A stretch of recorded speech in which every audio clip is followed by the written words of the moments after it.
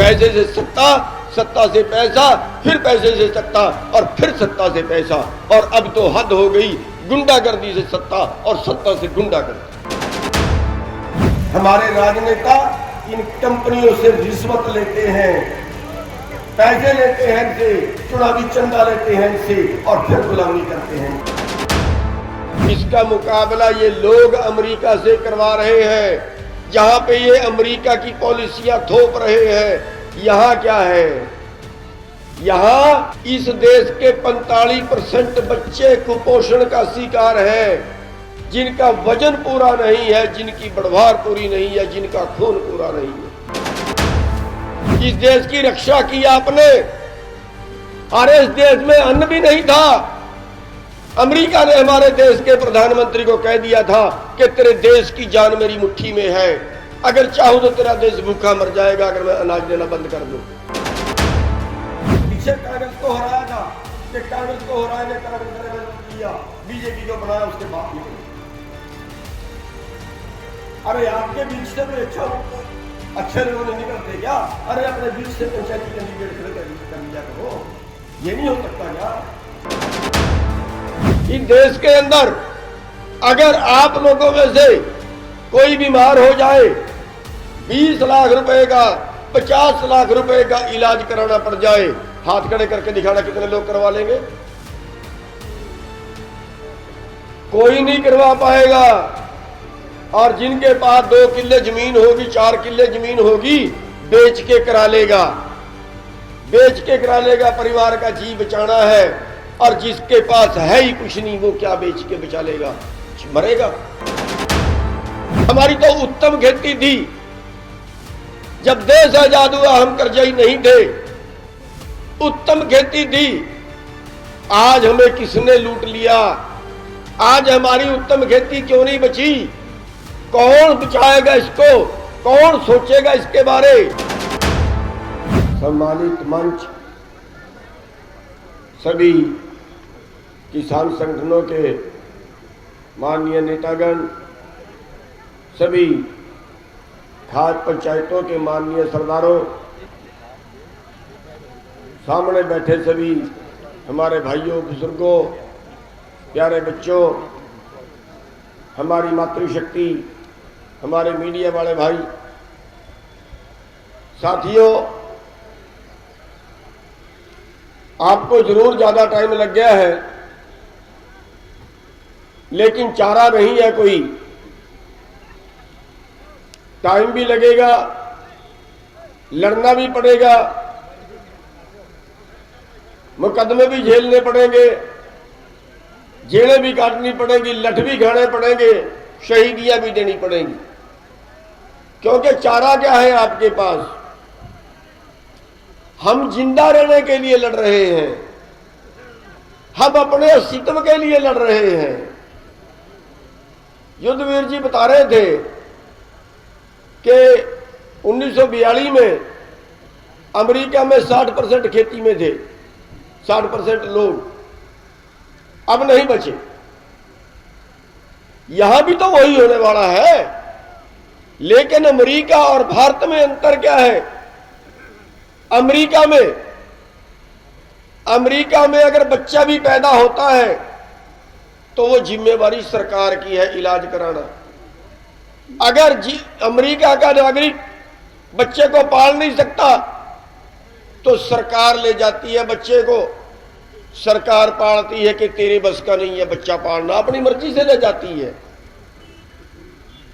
America के अंदर अगर किसान बीमार हो जाए, कोई आदमी बीमार हो जाए, उसको टेलीफोन करना है, एम्बुलेंस आएगी, लेके जाएगी, इलाज करा के घर पे छोड़ के जाएगी। अगर बेरोजगार है, काम नहीं मिला, 2 दिन काम ना मिले तो तीसरे दिन उसके घर पे बेरोजगारी भत्ता आ जाता है। बुढ़ा हो गया है, उसकी पेंशन उसके घर पे आएगी, एक दिन भी लेट नहीं होगी। लेकिन यहां क्या है, जिसका मुकाबला ये लोग अमेरिका से करवा रहे हैं, जहां पे ये अमेरिका की पॉलिसियां थोप रहे हैं। यहां क्या है, यहां इस देश के 45% बच्चे, राष्ट्रीय नमूना सर्वेक्षण का आंकड़ा है, इस देश के 45% बच्चे कुपोषण का शिकार हैं, जिनका वजन पूरा नहीं है, जिनकी बढ़वार पूरी नहीं है, जिनका खून पूरा नहीं है। भारत के अंदर हर 32 मिनट में देश का अन्नदाता, देश का पेट पालने वाला किसान, हर 32 मिनट के अंदर एक आदमी कर्जे से दब के आत्महत्या कर लेता है।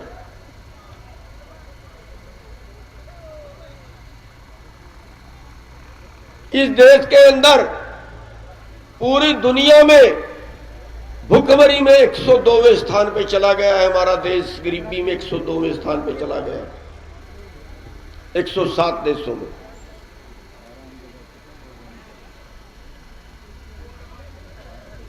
इस देश के अंदर एक आदमी की आमदन केवल 35 रुपए, 30 से 35 के बीच है, बस इतनी आमदन पे गुजारा करता है।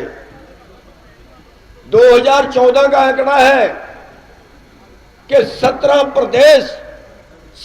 प्रदेश ऐसे पाए गए जिनमें एक किसान परिवार की खेती से आमदन एक साल की 20,000 रुपए है, एक साल की 20,000 रुपए। जो सुप्रीम कोर्ट में कर्मचारी काम करता है ना, वो फरले से बांध के रखते हैं, उनकी वर्दी धोने का, उसको मावा देने का जो खर्चा है वो भी एक साल का 21,000 रुपए। 2014 के जो आंकड़े सामने आए थे।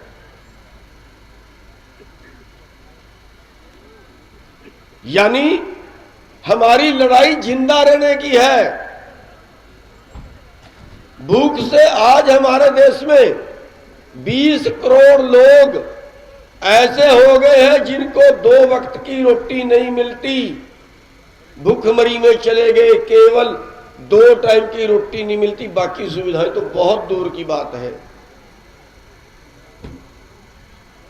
इस देश के अंदर अगर आप लोगों में से कोई बीमार हो जाए, 20 लाख रुपए का, 50 लाख रुपए का इलाज कराना पड़ जाए, हाथ खड़े करके दिखाना कितने लोग करवा लेंगे?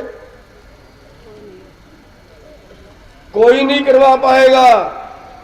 और जिनके पास 2 किल्ले जमीन होगी, 4 किल्ले जमीन होगी, बेच के करा लेगा, बेच के करा लेगा। परिवार का जी बचाना है। और जिसके पास है ही कुछ नहीं, वो क्या बेच के बचा लेगा? मरेगा। अरे चौक पे खड़ा के सारे परिवार को नीलाम भी करेगा ना, सारे परिवार को के उनकी बोली में कोई खरीद ले, एक परिवार के एक आदमी का इलाज नहीं करा सकता। कहां खड़े हैं हम? इसलिए लड़ना हमारी मजबूरी है। और कौन है हमारे दोषी? हमारी तो उत्तम खेती थी। जब देश आजाद हुआ हम कर्जई नहीं थे, उत्तम खेती थी। आज हमें किसने लूट लिया? आज हमारी उत्तम खेती क्यों नहीं बची? कौन बचाएगा इसको? कौन सोचेगा इसके बारे? आज हमारी उत्तम खेती क्यों नहीं बची? हमारे बुजुर्ग नौकरी नहीं करवाते थे अपने बच्चे से, कहते थे मेरा बेटा किसी के आगे नौकर लगेगा, हम तो स्वाभिमानी है, हमारे पास जमीन है, हमारे पास ये है वो है, हम स्वाभिमानी है, मेरा बेटा किसी के आगे नौकरी लगेगा। नहीं करवाते थे।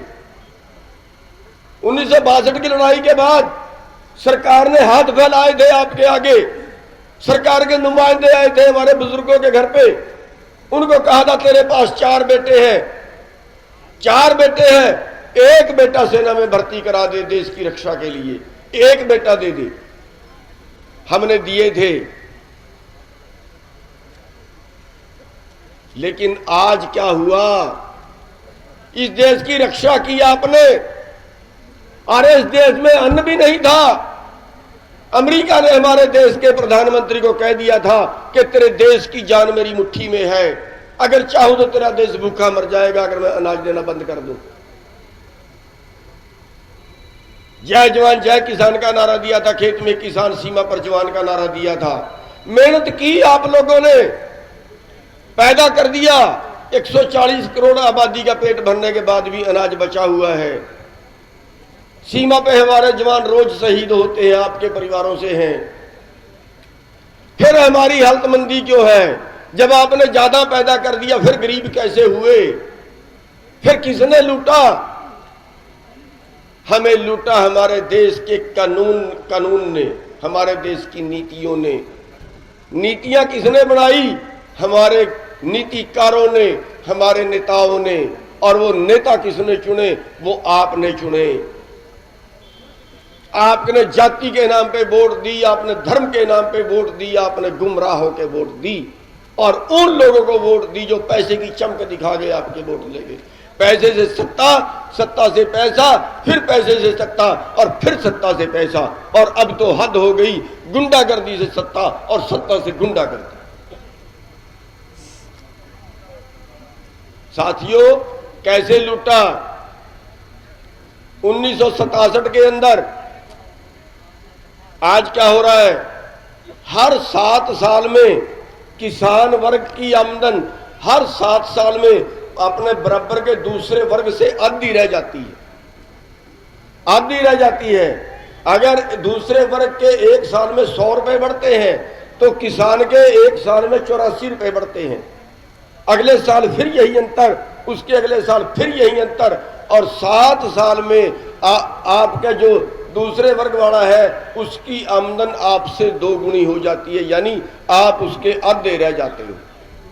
और ये चलते चलते नतीजा है हमारे सामने।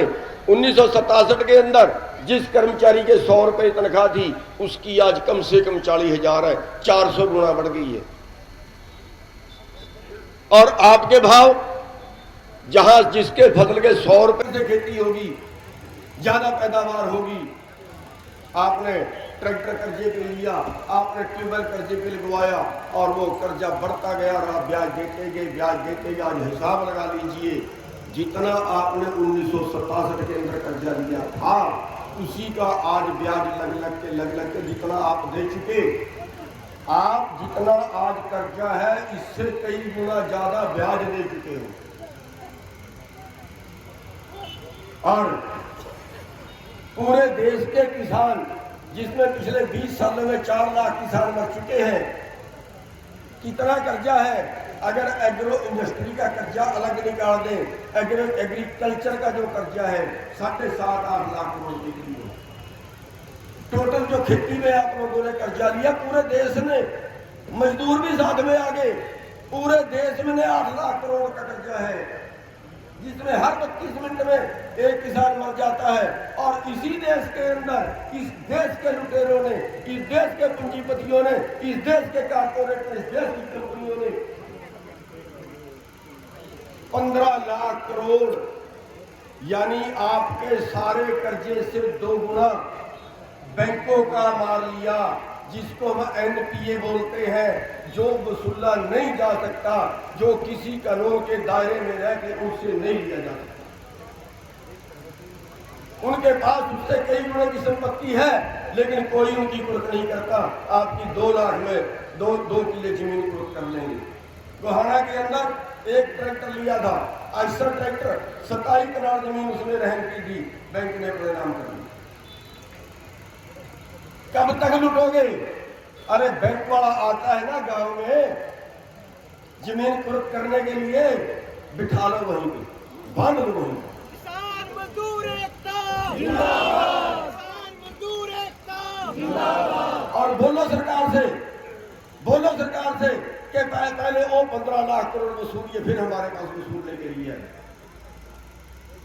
जो दे सकता है दे, जो नहीं दे सकता मरने की जरूरत नहीं है। और हमारी जमीन नीलाम कर देंगे। वो कैसे कर देंगे?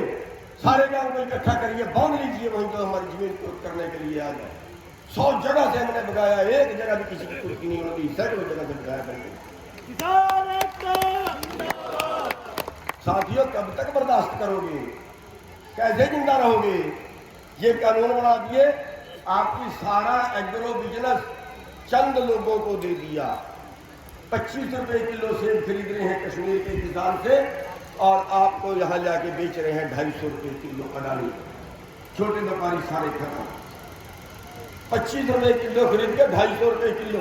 अरे हमारे देश की सरकार का ये कानून नहीं बना सकती कि 25 रुपए किलो खरीदोगे तो 50 से ज्यादा बेच नहीं सकती, ये भी नहीं बना सकती क्या? अरे आपके पास 18 एकड़ से ज्यादा जमीन थी तो सरकार ने छीन ली ना, खोद ली ना सरकार ने, तो क्या सरकार ये कानून नहीं बना सकती कि जो कंपनियां वाले लाखों लाख करोड़ की संपत्ति बनाए बैठे उनकी छीन और बांट दो लोगों के अंदर? क्यों बना नहीं सकते क्या? हमारे राजनेता इन कंपनियों से रिश्वत लेते हैं, पैसे लेते हैं इनसे, चुनावी चंदा लेते हैं इनसे और फिर गुलामी करते हैं। साथियों, आपको अपनी ताकत पहचाननी होगी। आप में ताकत हाथी जितनी है, हाथी जितनी है। अगर उसको अपनी ताकत का पता चल जाए, सारा गांव सारा शहर उसको काबू नहीं कर सकता, लेकिन उसको अपनी ताकत का पता नहीं है। एक पीलवान उसके सिर पे बैठा है, उसके सिर पे मार काम खाता है, वही ताकत आपके अंदर है। सरकार कौन बनाते हो?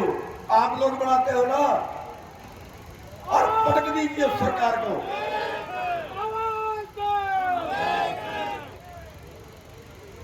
हम जातियों में बंट के वोट डालते हैं, धर्मों में बंट के वोट डालते हैं।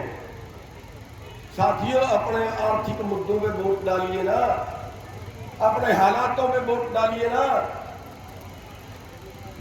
और मैं तो ये कहता हूं कि उससे भी आगे निकलिए, उससे भी आगे निकलिए। हम कहते हैं हमने बीजेपी को हराना है, जरूर हरा देंगे, लेकिन दूसरा दूध का धोया आएगा क्या? दूसरा उसका भी बाप निकलेगा। इसी बात रहे में हमारा पीछे कांग्रेस को हराया था कि कांग्रेस को हराएंगे, कांग्रेस ने मजबूत लिया, बीजेपी को बनाया, उसके बाप निकले। अरे आपके बीच से कोई अच्छे लोग नहीं निकलते क्या?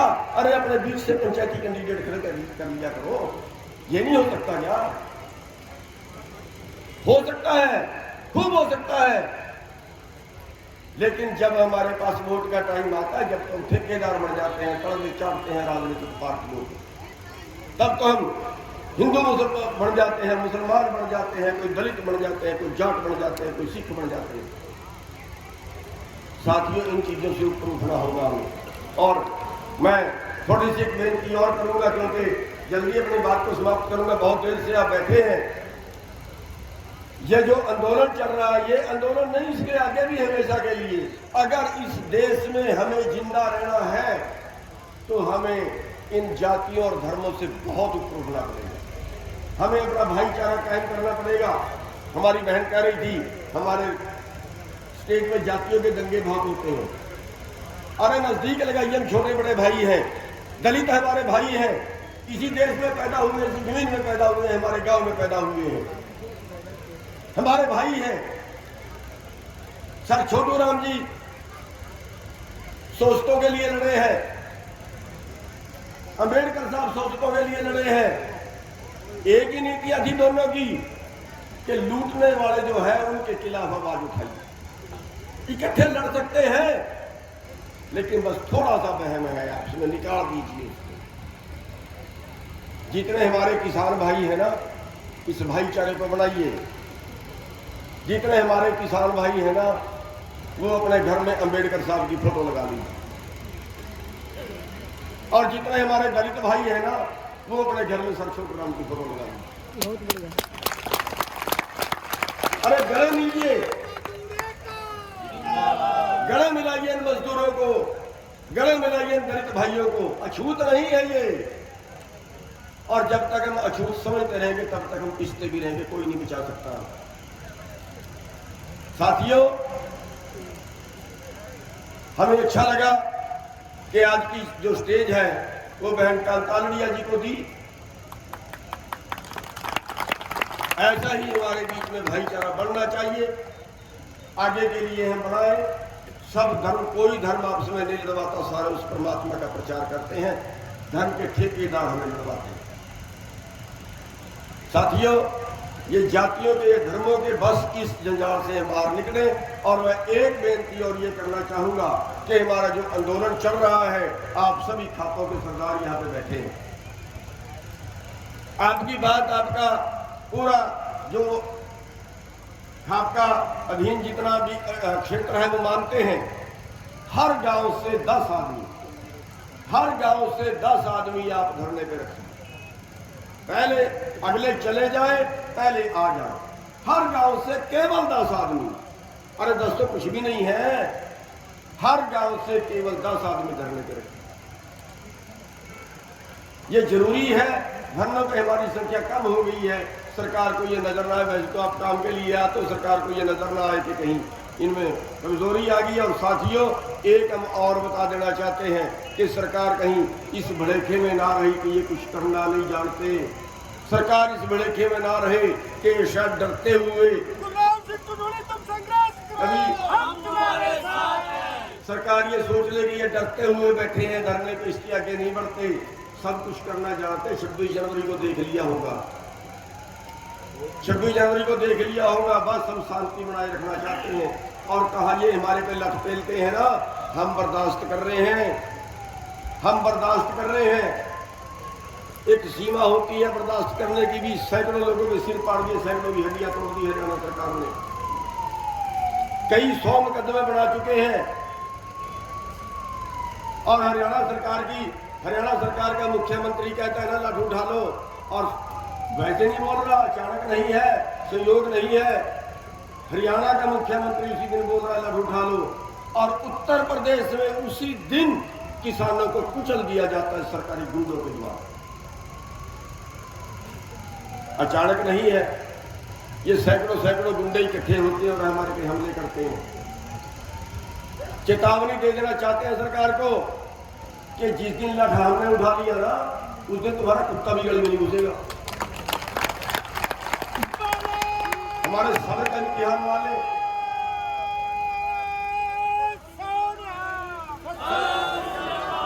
हमारे सबर का इम्तिहान ना ले। लेकिन हम फिर भी अपने भाइयों को समझा देना चाहते हैं कि हमने हाथ नहीं उठाना, हमने हाथ नहीं उठाना है। सरकार मारेगी, लठ मारेगी, डंडे मारेगी, जेलों में मिल जाएगी, जाएंगे, जुल्म सहेंगे, सरकार का हर जुल्म सहेंगे। हमने हाथ नहीं उठाना। अगर हमने हाथ उठा लिया, ये कहीं जाति में फंसाएंगे, कहीं धर्म में फंसाएंगे, और आम जनमानस जो है वो उसके विरुद्ध हो जाएगा। आम जनमानस जो है वो हमारे विरुद्ध हो जाएगा। इसलिए हमने इनके सभी जुल्म सहते हुए आंदोलन लड़ना है। लेकिन सरकार इतना कमजोर भी ना समझ ले। अगर ये किसान बिगड़ गए ना, तो प्रधानमंत्री ये कोठी घेर देंगे जाकर। किसान मजदूर